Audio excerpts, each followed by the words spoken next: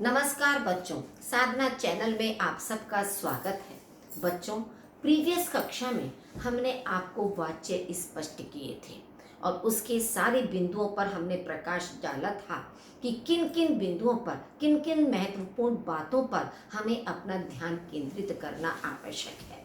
आशा करती हूँ कि वाच्य आपको पूर्ण रूप से स्पष्ट हो गए होंगे। आज और अच्छी तरह से आपको स्पष्ट हो सके किस तरह से बहुविकल्पी प्रश्नों में आपको अपना उत्तर सही खोजना है, तो उसका अभ्यास कराने के लिए कुछ बहुविकल्पी प्रश्न आपके सामने हैं, जिसमें फिर से हम बार बार सारी बातों को दोहराएंगे, उसका अभ्यास कराएंगे। ध्यान से इन सारे प्रश्नों को देखिए और समझिए। फर्स्ट आपका प्रश्न है, वाच्य का संबंध है। जैसे कि हमने जब इंट्रोडक्शन उसमें दिया था तो आपको बताया था वाच्य का संबंध हमारा क्रिया से होता है, कर्म से नहीं होता है, कर्ता से नहीं होता है, और काल हमारा वाच्य के अंतर्गत आता ही नहीं है। तो लास्ट ऑप्शन तो वैसे ही हमारा गलत हो गया है, उत्तर आपका हो ही नहीं सकता।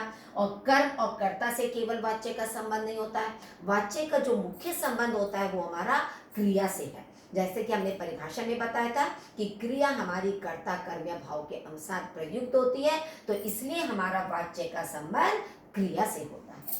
सेकंड है, अकर्मक सकर्मक दोनों प्रकार की क्रियाओं का प्रयोग होता है। अब आप देखिए, अकर्मक सकर्मक कर्मवाच्य में, कर्मवाच्य में केवल मात्र सकर्मक क्रिया होती है, अकर्मक नहीं होती है। क्यों? क्योंकि आपका कर्मवाच्य से तात्पर्य केवल कर्म से है, तो इसलिए कर्मवाच्य वाला ऑप्शन हमारा गलत हो गया। कर्तृवाच्य, कर्तृवाच्य में ही हमारा अकर्मक और सकर्मक दोनों प्रकार की क्रियाएं हो सकती हैं। जैसे बच्चा रोता है, बिना कर्म की है। माता खाना बनाती है, उसमें खाना आपका कर्म दिया हुआ है। तो कर्तृवाच्य में हम दोनों प्रकार की क्रियाओं का प्रयोग करते हैं। भाववाच्य हमारा गलत हो गया, क्योंकि भाववाच्य में भी हमारा कर्म नहीं होता है और किसी भी वाच्य में नहीं, ये हमारा हो ही नहीं सकता। क्यों? क्योंकि सही उत्तर हमारे सामने है। थर्ड है, क्रिया का प्रयोग नहीं है। अब बच्चों, आपने 3 वाच्य पढ़े, जैसे कर्तृवाच्य, कर्मवाच्य और भाववाच्य। कर्तृवाच्य के आधार पर आपका कर्तरी प्रयोग होता है, कर्मवाच्य में कर्मणि प्रयोग होता है, भाववाच्य में भावे प्रयोग होता है, और सार्वनामिक प्रयोग कोई नहीं होता है। जब आप आने वाले समय में और भी अधिक पद परिचय वगैरह पढ़ाया जाता है कि हम क्रिया का पद परिचय करते हैं, तब ये प्रयोग हमें लिखने की आवश्यकता पड़ती है। लेकिन यहाँ पर फिर भी हमने स्पष्ट कर दिया कि हो सकता है कि कभी कोई एग्जामिनर इस टाइप का प्रश्न भी आपका वाच्य में दे दे, तो आपको स्पष्ट होना चाहिए। तो क्रिया का प्रयोग तीनों आपके हो गए, कर्तरी के आधार पर कर्तरी प्रयोग, कर्मवाच्य के आधार पर कर्मणि प्रयोग, भाववाच्य के आधार पर भावे प्रयोग। 3 ही प्रकार के प्रयोग होते हैं, सार्वनामिक कोई प्रयोग नहीं होता है। तो इसलिए हमारा सही आंसर होगा सार्वनामिक प्रयोग। प्रश्न पर ध्यान देना बहुत जरूरी है कि क्रिया का प्रयोग नहीं है, नहीं शब्द है तो कौन सा नहीं है उसको हमें ध्यान देना है। फोर्थ है, आओ चला जाए। अब इसमें अपनी इच्छा को अभिव्यक्त किया जा रहा है, तो हमने पूछा वाक्य में कौन सा वाच्य है। इच्छा हमारी किस में आती है? कर्तृवाच्य, कर्तृवाच्य में नहीं है। क्यों? क्योंकि कर्तृवाच्य में तो क्रिया हमारी कर्ता के अनुसार प्रयुक्त होती है। अब आप इसमें कोई भी हो सकता है, स्त्रीलिंग भी हो सकता है, पुल्लिंग भी हो सकता है, आओ चला जाए, और ना ही इसमें कोई कर्म है आपका, तो कर्मवाच्य भी नहीं हो सकता क्योंकि किसी कर्म का प्रयोग नहीं किया गया है। भाव, इसमें भाव है क्योंकि भाव के अंतर्गत ही अपनी इच्छा को अभिव्यक्त किया जाता है। जैसे पहली कक्षा में मैंने आपसे बताया था, चलो तैरा जाए, चलो दौड़ा जाए, यानी कि हम अपने मन की इच्छा को, अपने मन के भाव को जिसके अंदर अभिव्यक्त कर रहे हैं, वो हमारा भाववाच्य होगा। कि भाव से, ये नाम से ही स्पष्ट है कि मन का भाव, मन की फीलिंग्स जिसके अंदर आती है, कोई वाच्य नहीं। ये आपका गलत हो गया क्योंकि सही वाच्य आपके सामने है। फिफ्थ है, यदि किसी वाक्य की क्रिया अपने कर्ता के लिंग वचन के अनुसार ढली हो तो वहां कौन सा वाच्य होगा? मतलब वाक्य की क्रिया यदि कर्ता के लिंग वचन और पुरुष के अनुसार ढली हो तो कौन सा वाच्य होगा? कर्तृवाच्य आपका स्पष्ट है, क्योंकि बार बार आपको यही बात बताई जा रही है कि क्रियाकर्ता के लिंग वचन पुरुष के अनुसार होती है, तो वहां पर आपका कर्तृवाच्य होगा। कर्मवाच्य नहीं होगा क्योंकि यहाँ तो कर्ता स्पष्ट दिया था ना, इसलिए कर्ता हमारा कर्तृवाच्य हो गया। अगर यहाँ पर कर्ता के स्थान पर आपका दिया होता कर्म, कि कर्म के लिंग वचन के अनुसार ढली हो, तो आपका हो जाता कर्मवाच्य। तो इसलिए प्रश्न को बहुत ध्यान से पढ़ने की जरूरत है कि उसमें जो शब्द दिए हैं, ये नहीं कि जल्दीबाजी में हमने पढ़ा और या जल्दी से हमने टिक कर दिया। बेटा एक एक नंबर का आपका पूरा एग्जाम्पल होता है, एक क्वेश्चन आपका 1 नंबर का होता है, और 10th क्लास में ये 4 नंबर के प्रश्न आते हैं, 4 नंबर में 4 आपके होते हैं। तो जब 1 नंबर की बहुत इंपॉर्टेंस होती है आपके एग्जाम में, इसलिए आपको प्रश्न को ध्यान से देना है। अगर जल्दीबाजी में टिक कर कर्तरी को ना करके कर्म को कर गए, आपका 1 नंबर पूरा गया, आपकी परसेंटेज डाउन हो गई 1 नंबर से काफी कुछ। तो इसलिए आप देखिए, अगर कर्ता के लिंग है तो कर्तृवाच्य होगा, कर्म होता तो कर्मवाच्य हो जाता आपका। भाववाच्य आपका नहीं है क्योंकि क्रिया कर्ता और कर्म के अनुसार नहीं चलती है। और कोई भी वाच्य हो सकता है, ऐसा कोई आपका उदाहरण नहीं है कि जिसमें आप कोई सा भी वाच्य कर दें, सबका अपना एक नियम है।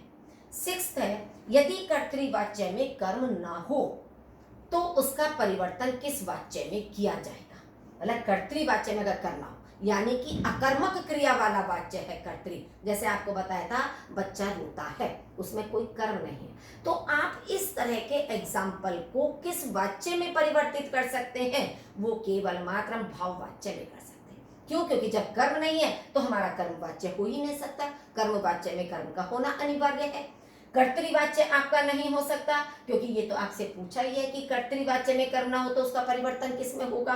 तो इसका मतलब ऐसे इस तरह का वाक्य आपका केवल भाववाच्य में ही परिवर्तित हो सकता है। 7th है आपका, मेरे द्वारा एक प्रेरणाप्रद गीत लिखा जाएगा। मेरे द्वारा एक प्रेरणाप्रद गीत लिखा जाएगा, वाक्य में कौन सा वाच्य है। अब आप देखिए, गीत शब्द कर्म दिया हुआ है, यानी जब आपका इसमें कर्म दिया है। दूसरी बात, मेरे के साथ कर्ता के साथ आपने के द्वारा का प्रयोग कर दिया, तो ये आपको स्पष्ट किया गया था कि जब कर्ता के साथ हम से द्वारा के द्वारा का प्रयोग करते हैं, उसके महत्व को हम कम कर देते हैं और गीत के अनुसार आपकी क्रिया का प्रयोग किया गया है। तो इसका मतलब क्या है, कर्तृवाच्य आपका नहीं होगा, ये आपका कर्मवाच्य होगा। ठीक है, और ना ही ये भाववाच्य होगा। क्यों? क्योंकि इसमें कर्म दिया हुआ है। अब कोई वाच्य नहीं होगा, ये आपका गलत हो गया। क्यों? क्योंकि इसके अंतर्गत आपका कर्मवाच्य दिया हुआ है। भाववाच्य में मुख्य क्रिया प्रयुक्त होती है, अकर्मक, सकर्मक, द्विकर्मक या पूर्वकालिक। अब आप देखिए, इसमें चारों ऑप्शन में वैसे तो आपकी अकर्मक क्रिया है क्योंकि भाववाच्य में हमारा कर्म नहीं होता, कर्म होगा तो वो कर्मवाच्य बन जाएगा। तो आंसर तो हमारा अकर्मक क्रिया है, ये बात ठीक है क्योंकि उसमें कोई कर्म भाववाच्य में नहीं होता। सकर्मक आपकी हो नहीं सकती, कर्मवाच्य बन जाएगा। और ये तीनों आपके दोनों ऑप्शन द्विकर्मक और पूर्वकालिक, ये वाच्य के अंदर मान्य नहीं होती। ये जब हम क्रिया पढ़ते हैं तब उसमें द्विकर्मक और पूर्वकालिक क्रिया का आपका प्रयोग किया जाता है। यहाँ केवल मात्र हमें अकर्मक और सकर्मक क्रिया को ही देखना होता है। कर्तृवाच्य का वाक्य है। अब ये 4 वाक्य आपके सामने दिए गए हैं, आपको इन चारों में से ये पहचानना है कि कौन सा वाक्य इसमें कर्तृवाच्य का है। दूध बिखर गया, अब दूध के साथ आपका कर्ता तो दिया ही नहीं है, चलिए कर्ता लुप्त भी आपका हो सकता है, लेकिन दूध बिखर गया। अब दूध अपने आप तो बिखर नहीं गया, इसका मतलब किसी के द्वारा गिराया गया है, किसी से गिरा है दूध। तो इसका मतलब क्या है कि ये आपका क्लियर नहीं होता। या तो ये होता मैंने दूध गिरा दिया या मुझसे दूध गिर गया, तब तो ठीक था आपका। तो इसलिए आपका दूध बिखर गया, ये कर्तृवाच्य का एग्जाम्पल आपका नहीं हुआ। उसका दुख देखा नहीं जाता, अब इसमें भाव है, किसी का दुख देखा नहीं जाता, तो ये आपका कर्तृवाच्य नहीं है। क्यों? क्योंकि इसमें कोई कर्म वगैरह नहीं है और इसमें भी आपका कर्ता छिपा हुआ है। जब कर्मवाच्य और भाववाच्य में कभी कभी ऐसा होता है कि जरूरी नहीं है कि कर्ता स्पष्ट रूप से आपके सामने हो। अगर कर्ता आपके सामने है तो उसमें से और के द्वारा का प्रयोग किया जाएगा, और यदि इसमें कर्ता लुप्त भी हो सकता है कि बिना कर्ता के भी हम वाक्य को बना सकते हैं, यानी कि उसका दुख देखा नहीं जाता। आप इसमें ये भी कर सकते थे, मुझसे उसका दुख देखा नहीं जाता, मुझसे का हमने लोप कर दिया, या आप लगाते हैं तब भी आपका भाववाच्य होगा। राकेश ने खाना बनाया, ये आपका स्पष्ट है कि आपका कर्तृवाच्य का ये आपका भूतकाल में है। राकेश ने खाना बनाया। फूलदान टूट गया।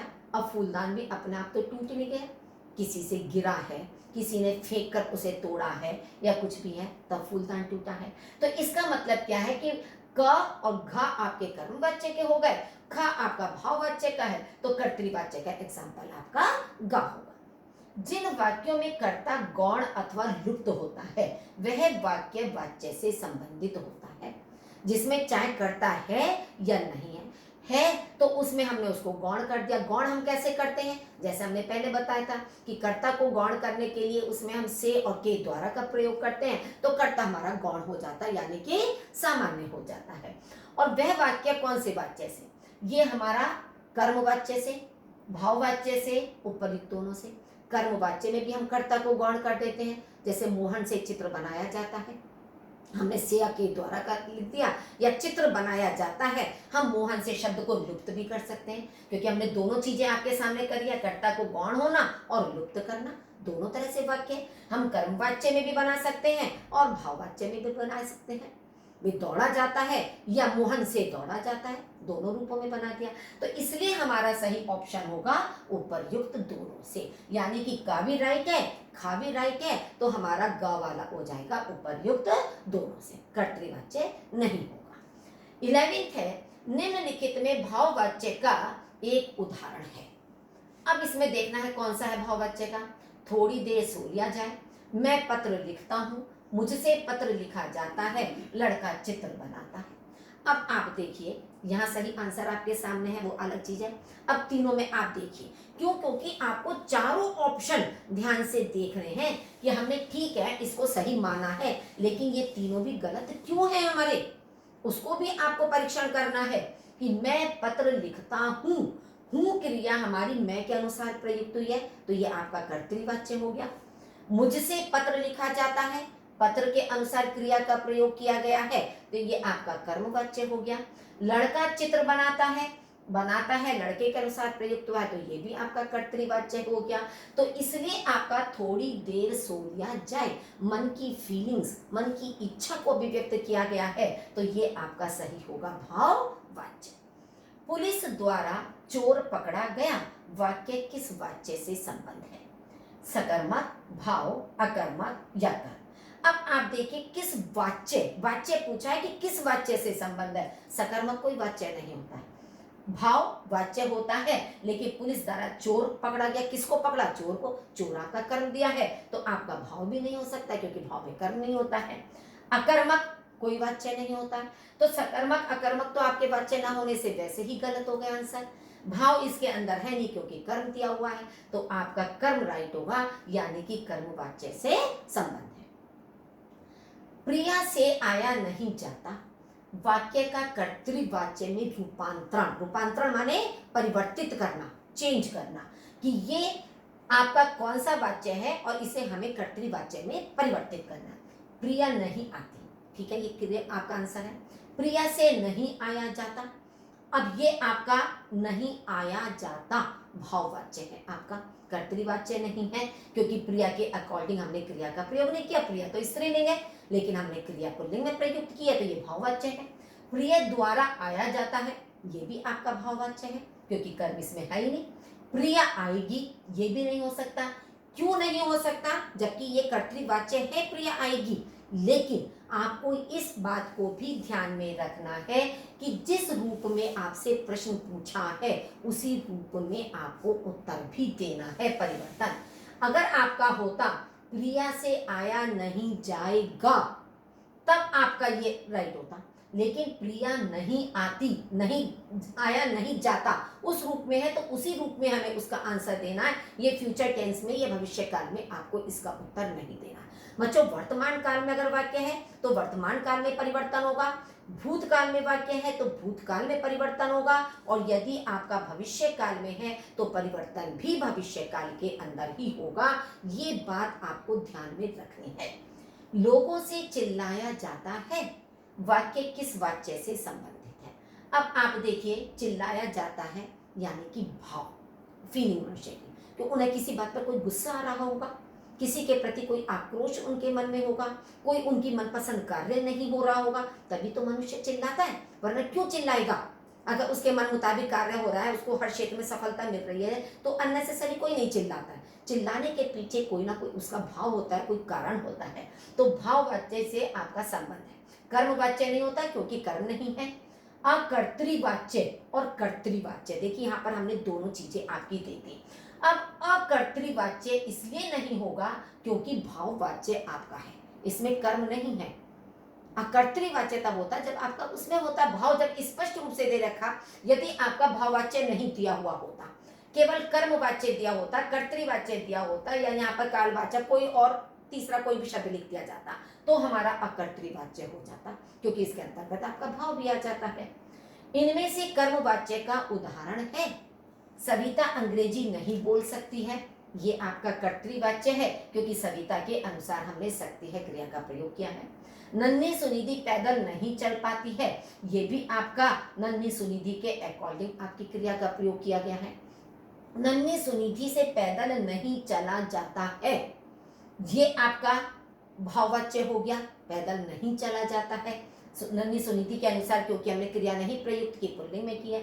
सविता से अंग्रेजी नहीं बोली जाती, अंग्रेजी भी हमारा स्त्रीलिंग शब्द है, तो यहाँ पर हमने कर्ता के महत्व को से कम कर दिया, तो ये हमारा कर्मवाच्य का उदाहरण होगा। इनमें से कर्तृवाच्य का उदाहरण है, कवि द्वारा कविताएं सुनाई जाती हैं। अब द्वारा शब्द लगाने से, कविताएं कर्म होने से ये कर्मवाच्य हो गया। अब हमें कविताएं सुनाई जाएं, ये भी आपका गलत हो गया, क्योंकि आपसे पूछा है कर्तृवाच्य, हमें कविताएं सुनाई जाएं, यानी कि किसी दूसरे के द्वारा कविताएं सुनाई जाए, तो ये भी आपका कर्मवाच्य हो गया। चलो अब खेलने चले, अगर यहाँ पर आपका होता चलो अब खेलने चला जाए, देखिए दोनों में बहुत कम अंतर है, देखने में सुनने में हमें एक जैसा लग रहा है, लेकिन अब आप देखिए चला जाए, पढ़ा जाए, इस तरह की क्रिया का प्रयोग हमारा भाववाच्य में होता है। अब चलो अब खेलने चलें या चलो अब खेलने चलते हैं, ये हमारा कर्तृवाच्य का प्रयोग होगा। नेक्स्ट है आपका आजादी छीनी जाती है, वाक्य का वाच्य बताइए। कर्तृवाच्य नहीं हो सकता, आजादी छीनी जाती है क्योंकि क्रिया हमारी कर्ता के अनुसार प्रयुक्त नहीं, आजादी तो हमारा कर्म शब्द है, तो हमसे आजादी छीनी जाती है, उसके द्वारा आजादी छीनी जाती है, वो हमारा कर्ता लुप्त है इसमें, तो ये हमारा कर्मवाच्य का हो गया उदाहरण, कर्तृवाच्य का नहीं है। तो कर्मवाच्य, जैसे मैं भी बोल रही थी कि कर्मवाच्य का उदाहरण है क्योंकि आजादी के अनुसार हमने क्रिया का प्रयोग किया है। भाववाच्य नहीं है क्योंकि इसमें कर्म दिया हुआ है, कोई नहीं, ऐसा हो ही नहीं सकता, क्योंकि सही आंसर आपके सामने है। भाववाच्य की क्रिया सदैव किस रूप में होती है, ये हमने भाववाच्य जब स्पष्ट किया था तो विशेष में आपको क्लियर बताया था। भाववाच्य की क्रिया अन्य पुरुष में भी होती है, पुल्लिंग में भी होती है, एक वचन में भी होती है, तो इसलिए हमारा सही आंसर होगा उपरोक्त सभी, इन्हीं तीनों में प्रयुक्त होती है।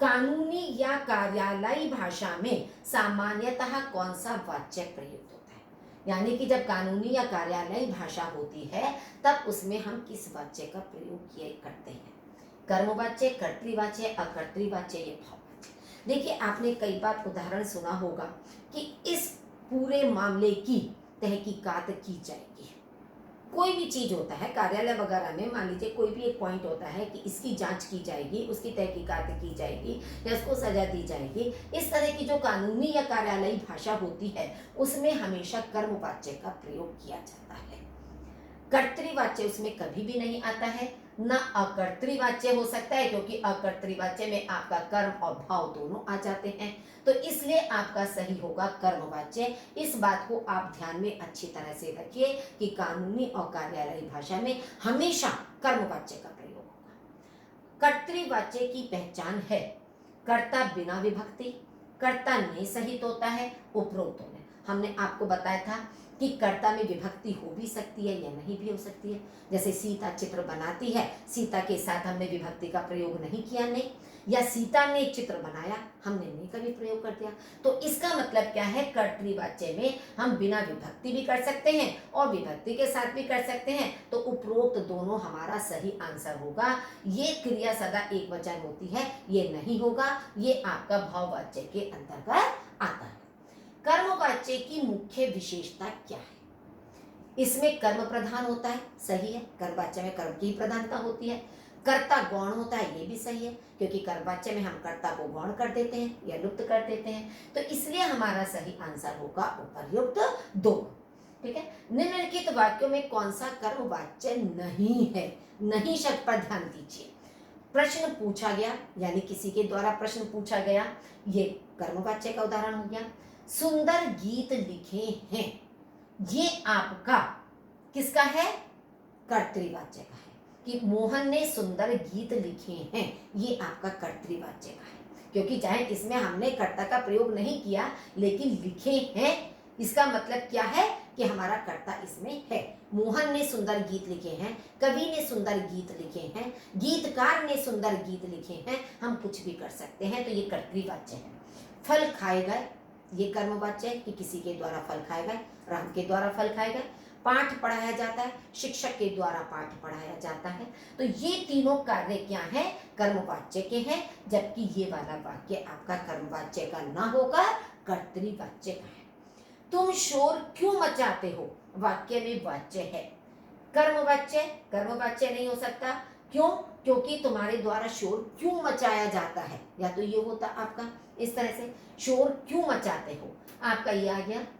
भाववाच्य नहीं है, शोर मचाया जाता है। कर्तृवाच्य, क्योंकि हम तुम के अनुसार क्रिया का प्रयोग कर रहे हैं कि तुम शोर क्यों मचाते हो, मचाते हो क्रिया तुम के अकॉर्डिंग प्रयोग की गई है, तो इसलिए ये हमारा कर्तृवाच्य होगा।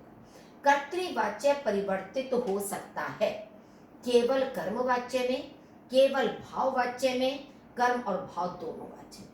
देखिए, कर्तृवाच्य का प्रयोग हम कर्मवाच्य में भी कर सकते हैं कि यदि कर्तृवाच्य में कर्म दिया हुआ है, राम पुस्तक पढ़ता है, ये सकर्मक क्रिया वाला हमारा कर्तृवाच्य है, तो हम उसका कर्मवाच्य बना सकते हैं कि राम के द्वारा पुस्तक पढ़ी जाती है। केवल भाववाच्य में, भाववाच्य में भी बन सकता है कर्तृवाच्य, जैसे बच्चा रोता है, बच्चे से रोया जाता है, तो भाववाच्य में भी बन गया हमारा। तो इसलिए हमारा सही उत्तर होगा कर्म और भाव दोनों वाच्यों में। मोर ज्यादा ऊंचा नहीं उड़ सकता, इसका भाववाच्य होगा। मोर ज्यादा ऊंचा नहीं उड़ पाएगा, मैंने अभी इससे पहले आपको बताया था कि जिस काल का वाक्य है उसी काल में परिवर्तित होगा। तो पाएगा इसमें परिवर्तित नहीं हो सकता। मोर से ज्यादा ऊंचा नहीं उड़ा जाएगा, ये भी आपका भविष्य काल में आ गया, तो ये भी आपका गलत हो गया। मोर से ज्यादा ऊंचा नहीं उड़ा जा सकता, ये सही होगा, क्योंकि नहीं उड़ सकता उसी की लैंग्वेज में, उसी की तरह क्रिया का हमने प्रयोग किया है। मोर ज्यादा ऊंचा नहीं उड़ पाता है, ये आपका कर्तृवाच्य हो गया, क्योंकि क्रिया आपकी मोर के अनुसार प्रयुक्त हुई है। तो इस तरह से आपका सही आंसर होगा ग, मोर से ज्यादा ऊंचा नहीं उड़ा जा सकता। तो बच्चों, ये जिस ट्रिक के साथ मैंने आपको ये बताए हैं, स्पष्ट करे हैं कि कहाँ हमें किन किन बातों पर ध्यान केंद्रित करना आवश्यक है, यदि इन ट्रिक्स को आपने ध्यान में रख लिया, अच्छी तरह से समझ लिया, तो कहीं भी आप कोई गलती नहीं कर सकते, कहीं आपका कोई अंक नहीं कटेगा, हमेशा आपको पूरे अंक इसमें प्राप्त होंगे। बच्चों, यदि अभी तक आपने मेरा चैनल सब्सक्राइब नहीं किया तो प्लीज़ जल्दी से उसे सब्सक्राइब कर दीजिए और अपने दूसरे साथियों के साथ भी इसको शेयर जरूर करते चले जाएं, ताकि उन्हें भी इसका लाभ मिल सके। धन्यवाद।